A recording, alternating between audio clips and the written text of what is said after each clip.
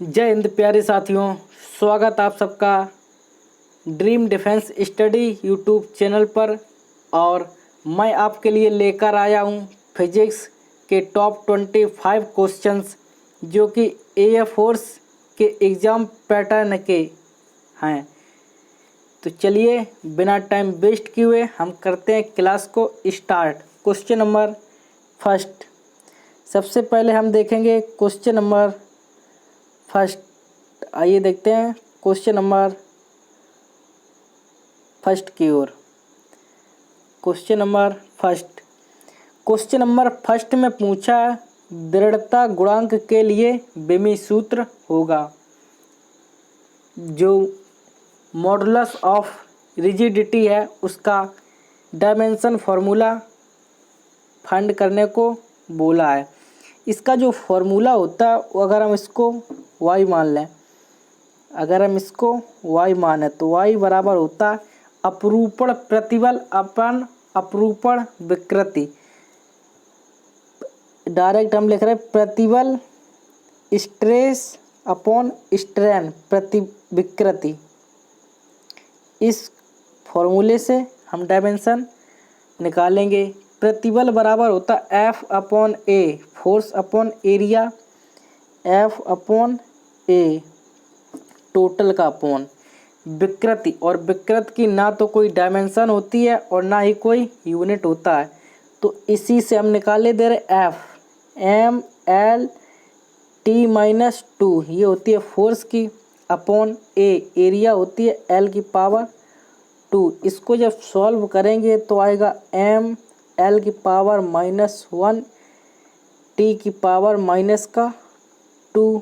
ये आ गई जो दृढ़ता गुणांक है उसकी dimension M L inverse T -2। Option number D will be right answer. Okay friends, चलते हैं नेक्स्ट क्वेश्चन की ओर। क्वेश्चन नंबर 2, आइए देखते हैं। क्वेश्चन नंबर 2 में गिवन है 0 केल्विन पर अर्धचालक का प्रतिरोध होगा। सेमीकंडक्टर के लिए जिसका जो ताप है वो है 0 केल्विन और रेजिस्टेंस फाइंड करने को बोला है। आइए इसका समझते हैं मेन लॉजिक। इसका जो मेन लॉजिक है, कॉन्सेप्ट है, वो होता है आर डायरेक्ट प्रोपोर्शनली होता है ताप के। किसके लिए? ये चालक के लिए, कंडक्टर के लिए। ये भी ध्यान देना, चालक के लिए, कंडक्टर के लिए। अगर बात करें सेकेंड पॉइंट की तो आर इनवर्सली प्रोपोर्शनल होता है टी के। जो प्रतिरोध है वो ताप के व्युत्क्रमानुपाती होता है। ये लॉजिक होता है सेमीकंडक्टर के लिए, अर्धचालक के लिए। किसके लिए? सेमीकंडक्टर के लिए। एंड अगर थर्ड पॉइंट की बात करें तो वो होता है आर इनवर्सली प्रोपोर्शनल टी। जो प्रतिरोध है वो ताप के व्युत्क्रमानुपाती होता है। ये होता है इंसुलेटर के लिए, कुचालक के लिए, इंसुलेटर के लिए। तीनों पॉइंट क्लियर हुए। अगर कभी चालक के लिए पूछेगा तो जो प्रतिरोध है वो ताप के समानुपाती होता है, और यदि अर्धचालक के लिए पूछ दे, सेमीकंडक्टर के लिए, तो जो रेजिस्टेंस है वो इन्वर्सली प्रोपोर्शनल होता है टेम्परेचर के, ताप के व्युत्क्रमानुपाती होता है। अगर पूछ दे इंसुलेटर, कुचालक के लिए, तो उसमें भी सेम कॉन्सेप्ट सेमीकंडक्टर वाला। क्लियर हुआ? क्वेश्चन में दिया अर्धचालक के लिए फॉर्मूला यूज लेंगे, ये वाला हमें निकालना है। आर बराबर होता है 1/T। टी दिया 0 केल्विन। जब इसको कैलकुलेट करेंगे, किसी भी संख्या में 0 का भाग देंगे तो जो प्राप्त होगा वो कितना प्राप्त होगा? वो होगा इनफिनाइट। इनफिनाइट। क्लियर हुआ? अनंत। ऑप्शन नंबर बी आएगा करेक्ट आंसर, इनफिनाइट। क्लियर हुआ दोस्तों? तो बढ़ते हैं नेक्स्ट क्वेश्चन की ओर। क्वेश्चन नंबर थर्ड में दिया किसी कण की गति का समीकरण। ये गति का समीकरण दिया है। ए बराबर दिया है 15 एंड बी बराबर दिया है 3, टी बराबर दिया है 3 सेकेंड, कण का वेग होगा। क्या पूछा? ताक्षणिक वेग। अगर बात करें इसके कॉन्सेप्ट की, तो अगर एक बार डिफ्रेंसिएशन कर दें, अवकलन कर दें, तो आएगा dx/dt।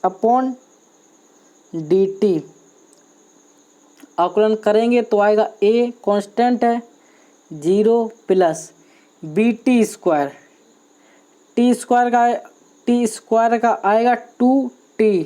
तो पहले तो मैंने लिख दिया 2, फिर लिख दिया b इंटू टी, आएगा 2bt। जब इसमें वैल्यू रखेंगे तो आएगा 2 इंटू बी का मान कितना दिया है 3 रख दिया, इंटू टी का टाइम वो भी 3 दिया है, 3 रख दिया। 3 त्रिका 9 दूनी 18 है। क्या आया? 18। ये क्या आया? वेग। तो आएगा मीटर पर सेकेंड। कोई नहीं, ऑप्शन में दिया सेंटीमीटर में, ऑप्शन में क्या बोला है? सेंटीमीटर। तो इसमें यूनिट क्लियर नहीं किया गया है, इसलिए इसको हम सेंटीमीटर में भी लिख सकते हैं। क्लियर हुआ? 18 सेंटीमीटर पर सेकेंड। ऑप्शन नंबर बी आपका करेक्ट आंसर हो गया।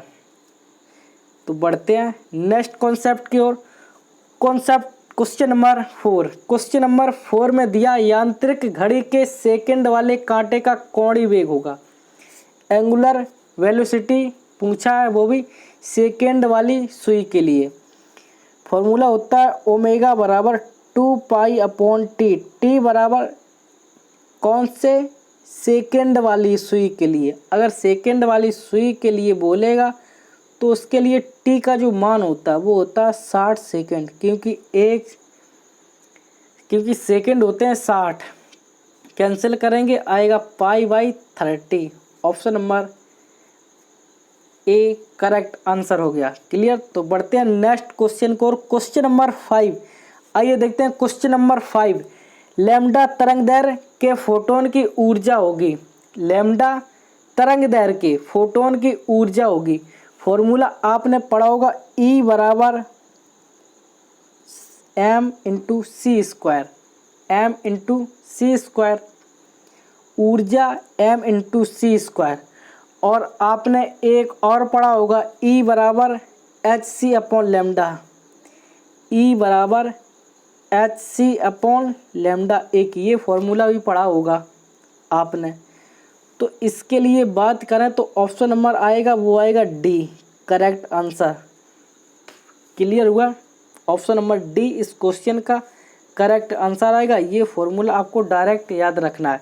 ये आता है E बराबर h न्यू बराबर होता है c/λ, उससे निकल आएगा। ओके, बढ़ते हैं नेक्स्ट क्वेश्चन को। Question number 6। इस क्वेश्चन में आपके 2 कॉन्सेप्ट हैं और दोनों कॉन्सेप्ट को हम रिवाइज करेंगे ताकि इसके साथ साथ जो अगला क्वेश्चन बनेगा वो भी आपका क्लियर हो जाए।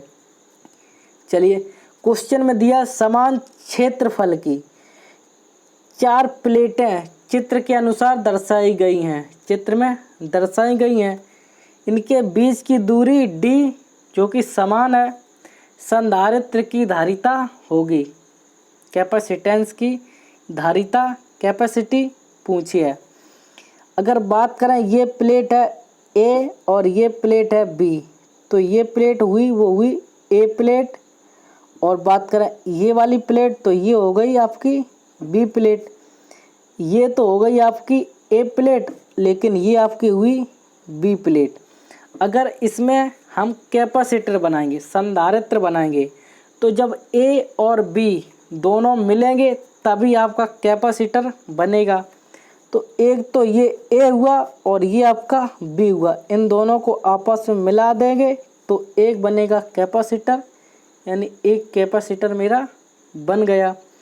अगर बात करें सेकंड की, तो B ये वाला भी B है और ये वाला भी B है, तो जो दोनों जब B कैपेसिटर मिलेंगे तो ये कर देंगे एक दूसरे को कैंसिल आउट, यानी कैपेसिटर नहीं बनेगा।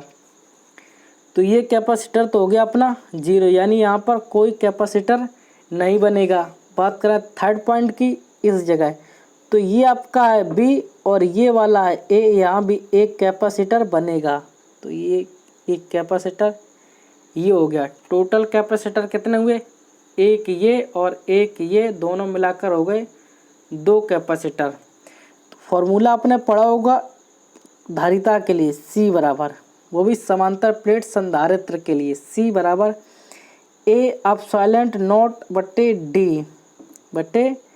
D, लेकिन इसमें 2 कैपेसिटर हैं इसलिए 2 से कर देंगे मल्टीप्लाई, तो आया 2A epsilon not upon D। Option number 2A epsilon not upon D, option number A आपका करेक्ट आंसर हो गया। अगर इसी के बात करें दूसरे कॉन्सेप्ट की, थोड़ा इसको जूम करते हैं हम कम और समझाते हैं आपको इसका दूसरा कॉन्सेप्ट, जो कि बिल्कुल सेम क्वेश्चन आपको लगेगा, बस थोड़ा सा डिफरेंस है। चलिए एक बार वो क्वेश्चन समझ लेते हैं, फिर आगे देखेंगे। चलिए इस प्रकार से इसको हम करते हैं साइड में। अगर कैपेसिटर इस प्रकार से दिया, ये हम सीधा बना दे रहे, आपको कोई दिक्कत नहीं होनी चाहिए। इस प्रकार से ये आपकी प्लेट है B और ये प्लेट है आपकी A, इसका ये मान हुआ वो हुआ A, इसका जो मान हुआ वो हुआ B, इसका मान हुआ A, इसका मान हुआ B। अगर बात करें ये A हुआ और ये B, एक कैपेसिटर आपका यहाँ बन गया, एक कैपेसिटर। अगर बात करें ये हुआ B आपका और ये हुआ आपका A, तो एक कैपेसिटर इन दोनों के बीच बन गया ये। अगर बात करें थर्ड में, तो A का ये है लेकिन B का ये वाली है, तो ये भी एक कैपेसिटर आपका बन गया, एक कैपेसिटर ये बना। टोटल कैपेसिटर कितने बने, 3, टोटल कैपेसिटर 3। फिर वही चीज़ C बराबर होता है आपका A epsilon not upon D। अब की बार कैपेसिटर बने कितने, 3, तो हम कर देंगे 3 से मल्टीप्लाई, आ गया आपका करेक्ट आंसर। अगर इस प्रकार से फिगर दे तब के लिए, ओके, बस इसमें कैपेसिटर देखने। इस कॉन्सेप्ट से अगर क्वेश्चन बनेगा तो सिर्फ ये 2 ही क्वेश्चन बनेंगे, इसके अलावा तीसरा क्वेश्चन बन ही नहीं सकता। इस प्रकार से बढ़ते हैं नेक्स्ट क्वेश्चन को। क्वेश्चन नंबर 7, क्वेश्चन नंबर 7 में दिया है निम्न समीकरणों में से कौन सा समीकरण सरल आवर्त गति को नहीं दर्शाता है। आपने जब भी कभी सरल आवर्त गति का इक्वेशन समीकरण देखा होगा तो या तो वो कॉज के पदों में होगा या तो साइन के पदों में, कॉज या साइन के पदों में होता है। कभी भी आपने टेन के पदों में नहीं देखा होगा, तो ऑप्शन नंबर आएगा वो आएगा D करेक्ट आंसर। क्लियर हुआ। तो बढ़ते हैं नेक्स्ट क्वेश्चन को। क्वेश्चन नंबर 8, क्वेश्चन नंबर 8 में दिया है लैम्डा तरंग दैर्घ्य के फोटोन का संवेग होगा। संवेग का फॉर्मूला पूछा है, वो भी फोटोन के लिए। फोटोन के लिए संवेग का फॉर्मूला होता P बराबर H अपॉन लैम्डा, P बराबर H अपॉन लैम्डा। कहीं दिया तो इसको देख लेते हैं, H upon lambda. Option number A आपका करेक्ट आंसर हो गया। अगर इसको सॉल्व करना चाहें तो आ जाएगा, लेकिन आप डायरेक्ट याद रखो तो ज़्यादा बेहतर रहेगा, क्योंकि अगर आप सॉल्व करोगे तो आएगा E बराबर होता है आपका HC अपॉन लैम्डा, इस प्रकार से। और आपने एक फार्मूला पढ़ा होगा E बराबर MC², तो E बराबर मैंने रख दिया M इंटू C, तो क्या हुआ MC² equal to HC upon lambda. C से एक C कैंसिल और P मोमेंटम P बराबर होता है MB, इसको मैंने कर दिया P। आपका रिलेशन क्लियर हो गया, P बराबर H अपॉन लैम्डा। ओके, बढ़ते हैं नेक्स्ट क्वेश्चन की ओर। क्वेश्चन नंबर 9 देखते हैं। क्वेश्चन नंबर 9 बिल्कुल सिंपल क्वेश्चन है, आप लोग आसानी से इस क्वेश्चन को सॉल्व कर लोगे। यदि आपने थोड़ा भी जो प्रतिरोध का चैप्टर है रेजिस्टेंस देखा है तो आप इस क्वेश्चन को आसानी से सॉल्व कर ले जाओगे। क्वेश्चन में दिया है 4 ओम के 3 प्रतिरोध एक समबाहु त्रिभुज के रूप में जोड़े गए हैं। इस त्रिभुज के किन्हीं 2 शीर्षों के बीच तुल्य प्रतिरोध होगा। अगर बात करें 2 शीर्षों के लिए तो इसका जो फिगर ड्रॉ करें तो बनेगा इस प्रकार से। ये मैंने एक बनाया समबाहु त्रिभुज। अगर इसकी बात करें जो इस पर प्रतिरोध है वो सभी पर 4 ओम इस पर और 4 ओम इस पर, 4 ओम इस पर, तीनों भुजाएं 4-4 ओम प्रतिरोध की हैं।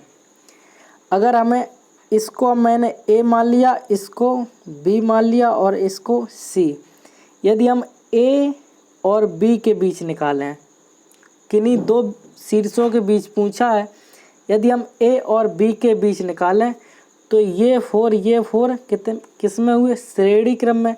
श्रेणी में दोनों का होता है प्लस, दोनों को जोड़ दो तो आएगा 8 और 4 के साथ बनाएंगे समांतर क्रम। 4 के साथ क्या बनाएंगे? समांतर श्रेणी। जब समांतर श्रेणी में है तो ऊपर दोनों का गुणा कर दो, नीचे दोनों का योग कर दो। ये डायरेक्ट शॉर्ट ट्रिक है। ऊपर दोनों का गुणा करेंगे 4, 8 × 4, नीचे दोनों का योग करेंगे 4 और 8 आएगा 12, कैंसिल करेंगे 4 3 12, तो करेक्ट आंसर आएगा वो आएगा 8/3। 8/3 ऑप्शन नंबर आएगा डी आपका करेक्ट आंसर। ओके, बढ़ते हैं नेक्स्ट क्वेश्चन को। Question number 10। क्वेश्चन नंबर 10 में दिया एक खोखले गोलाकार आवेशित चालक के मध्य विभव होगा। जब कभी आपसे विभव पूछे, वो भी गोले के मध्य, जब कभी आपसे गोले के अंदर विभव पूछ दे तो हमेशा कांस्टेंट होता है। गोले के अंदर विभव कांस्टेंट होता है, इतना बस याद रखो। कितना होता है? होता है सरफेस के इक्वल। सरफेस के इक्वल, जितना सरफेस पर होगा उतना ही विभव गोले के अंदर होगा। और होता है V बराबर KQ/R, इतना होता है सरफेस पर तो इतना हुआ गोले के अंदर। ओके, तो आपका जो आंसर आएगा वो आएगा नियत। कितना? जब कभी आपसे खोखले गोलाकार आवेशित चालक के अंदर विभव पूछेगा तो वो स्थिर होता है, लेकिन अगर आपसे यहीं पूछ देता वैद्युत क्षेत्र की तीव्रता, इलेक्ट्रिक फील्ड, तो वो याद रखना इलेक्ट्रिक फील्ड हमेशा शून्य होती है। इलेक्ट्रिक फील्ड हमेशा शून्य होती है। जब कभी आपको गोले के अंदर इलेक्ट्रिक फील्ड पूछ दे तो हमेशा शून्य होती है, बस आप इतना याद रखो। बढ़ते हैं नेक्स्ट क्वेश्चन को। Question number 11।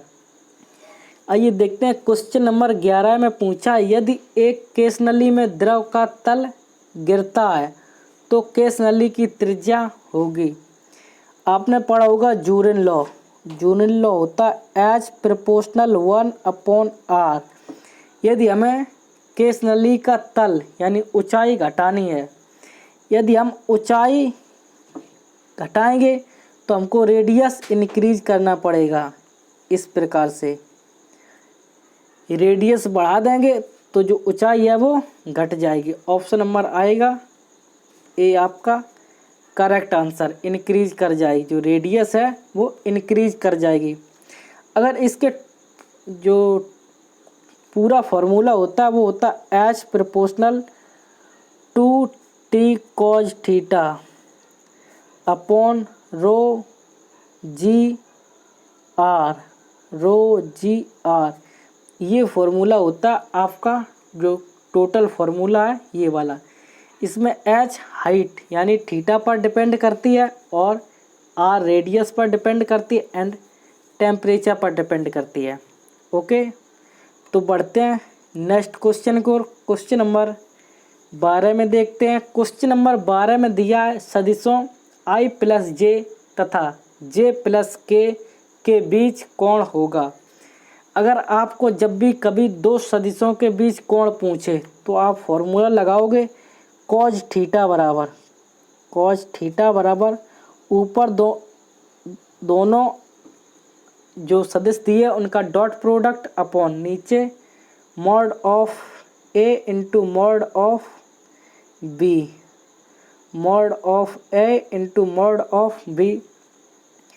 अगर अब इस प्रकार से पहले हम करेंगे, जे का आई तो है नहीं तो आई का आ गया 0 प्लस जे का जे से 1, के है नहीं तो के का 0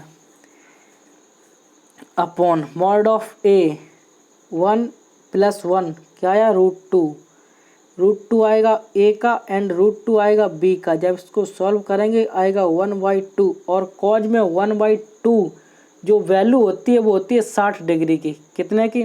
60 की। तो थीटा बराबर कितना आएगा? वो आएगा 60 डिग्री, थीटा बराबर 60 डिग्री। ऑप्शन नंबर आपका सी करेक्ट आंसर होगा। क्लियर हुआ?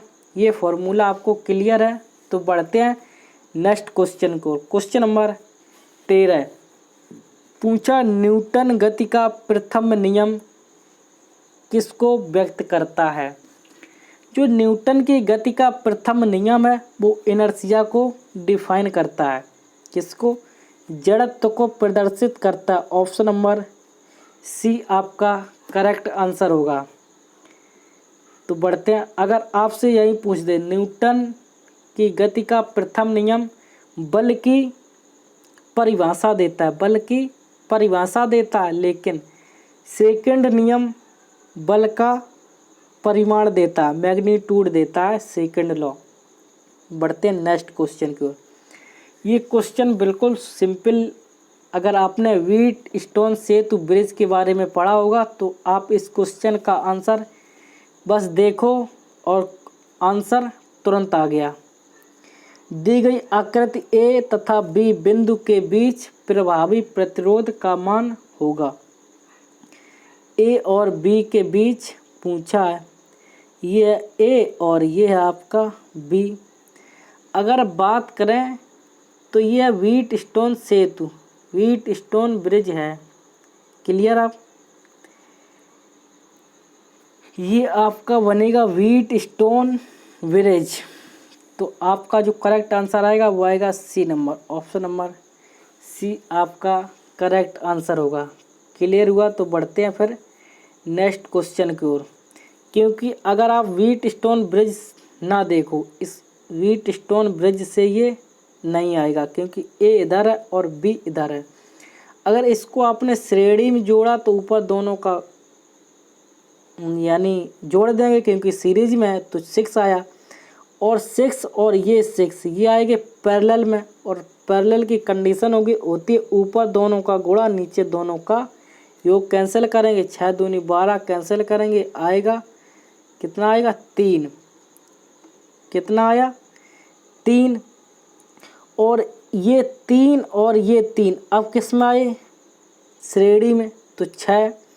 और फिर आएगी समांतर में 3 से गुणा अपॉन कितना हुआ? 6 3 9 कैंसिल करेंगे तो आएगा 3 त्रिका 9 2। इसका जो करेक्ट आंसर आएगा वो आएगा ऑप्शन नंबर बी आपका।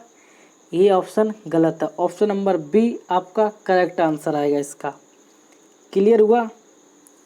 क्योंकि ये व्हीट स्टोन ब्रिज तब बनता यदि ए और सी के बीच पूछता, ए और सी, लेकिन क्वेश्चन ने घुमा दिया, पूछ दिया ए और बी के बीच, इसीलिए जो ऑप्शन नंबर बी आएगा वो आपका करेक्ट 2 ओम। बढ़ते हैं नेक्स्ट क्वेश्चन की ओर। ये क्वेश्चन क्लियर हो गया था पीछे वाला? अगर नहीं हुआ तो आप कमेंट बॉक्स में कमेंट कर दीजिएगा, मैं इस क्वेश्चन को दोबारा से बता दूंगा। क्वेश्चन नंबर 15 देखते हैं। दिया विद्युत आवेश की एक समान गति में उत्पन्न होता है। यदि आवेश एक समान चाल से चल रहा है तो वो क्या जनरेट करेगा? इसका समझते हैं पूरा कॉन्सेप्ट। आइए तो इसके टोटल कॉन्सेप्ट का आज ऑपरेशन करते हैं। अगर बात करें इस प्रकार से, मैंने इसको 3 रो में डिवाइड कर लिया। यदि आवेश चार्ज स्थिर है b बराबर 0, यदि आवेश वो स्थिर है, विराम में है, रेस्ट में है, तो वो खाली तो वो केवल विद्युत क्षेत्र यानी इलेक्ट्रिक फील्ड जनरेट करेगा। और यदि वही आवेश v इक्वल टू कॉन्स्टेंट, यदि वही आवेश कांस्टेंट चाल से चल रहा है, कांस्टेंट स्पीड से चल रहा है, तो वो electric field E plus magnetic field B दोनों जनरेट करेगा, यानी विद्युत क्षेत्र और चुंबकीय क्षेत्र दोनों उत्पन्न करेगा। क्लियर हुए 2 पॉइंट। अगर बात करें थर्ड पॉइंट की, तो यदि वही आवेश जो है वो v डज नॉट कांस्टेंट, यदि आवेश असमान चाल से चल रहा है, तो वो electric field E vector plus magnetic field B vector plus energy emit करेगा, वो भी विद्युत EMW विद्युत चुंबकीय तरंगों के रूप में, इलेक्ट्रोमैग्नेटिक वेव के फॉर्म में। क्लियर हुआ। अब देखते हैं क्वेश्चन में बोला एक समान गति, यदि गति को हम कर दें कांस्टेंट एक समान, तो क्या जनरेट करेगा? Electric field and magnetic field both. तो ऑप्शन नंबर आपका सी करेक्ट आंसर होगा। अगर क्वेश्चन में बोल देता कि एक विद्युत आवेश रेस्ट में विराम में है, तो वो आता ऑप्शन नंबर ए आता, तब option number A only electric field generate करेगा। क्लियर हुआ। तो बढ़ते हैं नेक्स्ट क्वेश्चन को। क्वेश्चन नंबर 16 में दिया है 10 न्यूटन का एक बल 20 केजी द्रव्यमान की एक वस्तु पर 10 सेकंड तक कार्य करता है, इसके संवेग में परिवर्तन होगा।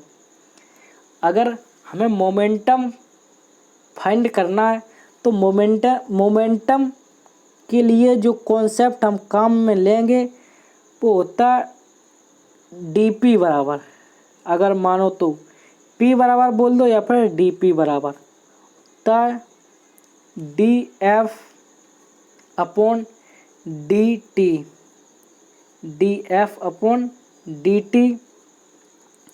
f बराबर दिया है, इसका जो लॉजिक है वो थोड़ा मिस कर रहे हैं। चलिए एक बार फिर से, सॉरी, इसको ये जो कॉन्सेप्ट है हल्का मिस्टेक हो गया। f बराबर होता f बराबर dp अपॉन dt, f बराबर dp अपॉन dt, ये होता है आपका मेन फॉर्मूला। क्वेश्चन में दिया संवेग, तो दोनों का कर देंगे मल्टीप्लाई, यानी संवेग बराबर निकालेंगे तो आएगा f इंटू टी। f का मान दिया 10 इंटू टी का मान दिया 10, तो कितना आया 100 केजी मीटर पर सेकेंड, 100। ऑप्शन नंबर बी आपका करेक्ट आंसर हो गया। और हम बढ़ते हैं नेक्स्ट क्वेश्चन को। क्वेश्चन नंबर 17 में दिया किसी स्थान पर पृथ्वी के चुंबकीय क्षेत्र का क्षैतिज घटक V0 और ऊर्ध्वाधर घटक V0 परिमाण में बराबर है, उस स्थान पर संपूर्ण तीव्रता होगी। आपको दिया क्षैतिज घटक V0 and vertical component V0, लेकिन मैग्नीट्यूड में इक्वल है और टोटल इंटेंसिटी फाइंड करनी है। टोटल इंटेंसिटी अगर हमें निकालनी है तो उसके लिए कॉन्सेप्ट काम में लेंगे इस प्रकार से। वर्टिकल घटक दिया V0, क्षैतिज घटक दिया है V0। अगर इसको हम इस प्रकार से मैग्नीट्यूड लें, इसका परिमाण लें, तो ये V0 हम इधर लिख सकते हैं, V0 इधर, आपको कोई प्रॉब्लम? V0 इधर प्रदर्शित कर दिया। अगर हमें इसके बीच अगर अब कोण निकालना है तो हम क्या लेंगे? अगर अब हमें ये जो किया ये थोड़ा मिस्टेक हो गया। अगर हमें अभी इसका परिमाण निकालना है तो हम क्या करेंगे, तो जो टोटल निकालना है, ये जैसे मान लिया मैंने बी डैश, अगर हमें बी डैश निकालना है तो बी डैश बराबर होता है अंडर रूट, ये वाला का स्क्वायर कर दो पहले वर्टिकल का, तो आएगा वी नॉट का स्क्वायर प्लस आधार का square V plus 2ab cos theta. अगर इस प्रकार से मान लें जो पहले माना था इसके अकॉर्डिंग, तो अगर इसके लिए बात करें तो थीटा बड़ा कितना है 90 डिग्री, तो कॉस 90 जीरो कैंसिल हो गया। अगर इसका मैग्नीट्यूड इक्वल है, क्वेश्चन में बोला ये परिमाण में बराबर है, यदि परिमाण दोनों का बराबर लें तो आएगा 2b0a², तो 2 तो आया √2 और b² का ओनली b0। आपका option number D correct answer हो गया। क्लियर हुआ? तो बढ़ते हैं नेक्स्ट क्वेश्चन को। Question number 18। क्वेश्चन नंबर 18 आपको दिया एक फॉर्मूला और आपसे ऑप्शन दिए हैं, उसमें कौन सा ऑप्शन करेक्ट है। दिया सरल आवर्त गति कर रहे किसी कण की गतिज ऊर्जा का समीकरण k = k0 cos² ω-t द्वारा दी जाती है। स्थितिज ऊर्जा का मान अधिकतम होना होगा। अगर बात करें इस कॉन्सेप्ट से तो जो यहाँ वैल्यू दी जाए वही होती है स्थितिज ऊर्जा। कितनी स्थितिज ऊर्जा? वो भी मैक्सिमम। तो इसकी जगह दिया k0, तो k0 ही आपका ऑप्शन आएगा। ऑप्शन नंबर ए आपका करेक्ट आंसर हो जाएगा। बढ़ते हैं नेक्स्ट क्वेश्चन को। क्वेश्चन नंबर अगर नेक्स्ट की बात करें इस प्रकार से, चलिए देखते हैं क्वेश्चन नंबर आपका 19 में दिया सार्वत्रिक गुरुत्वाकर्षण नियतांक की विमा। हमें यूनिवर्सल ग्रेविटेशनल कांस्टेंट की डायमेंशन फाइंड करनी है। इसका जो फॉर्मूला होता है वो होता है F बराबर कैपिटल G और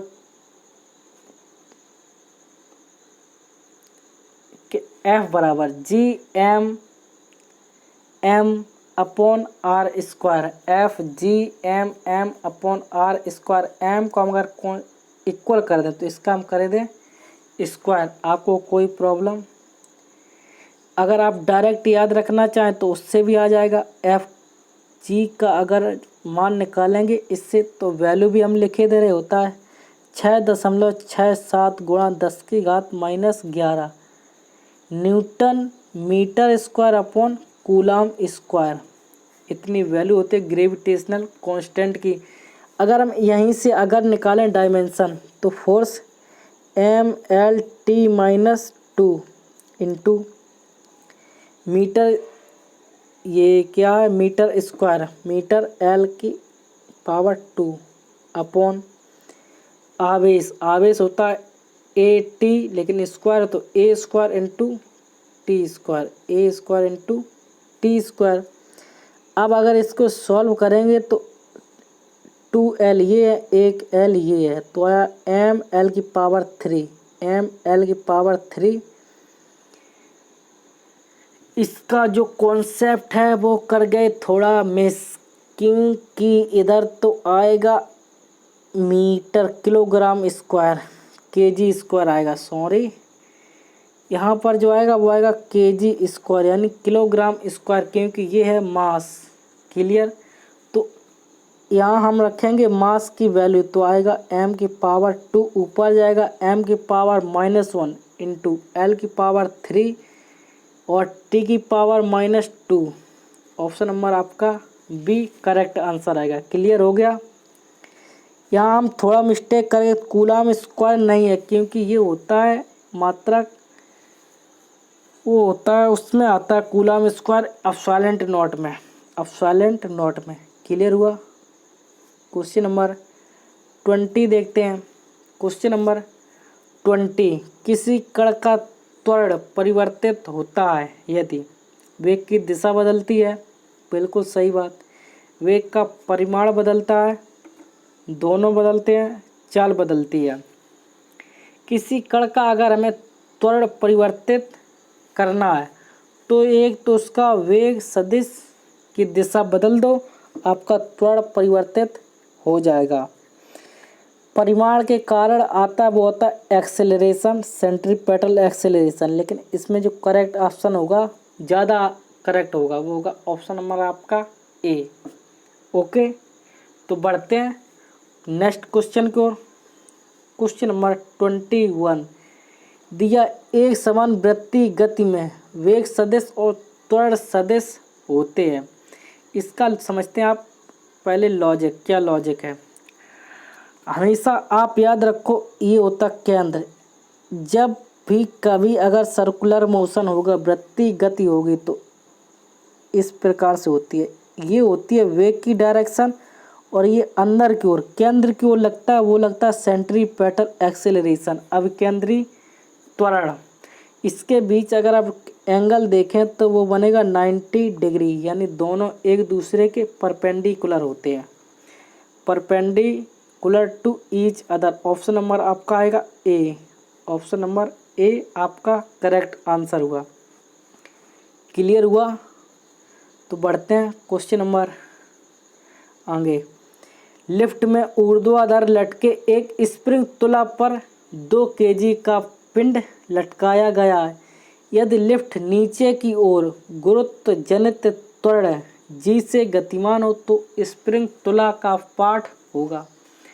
स्प्रिंग तुला का भार ज्ञात करना है, फाइंड करना, तो होता है W बराबर m g माइनस ए।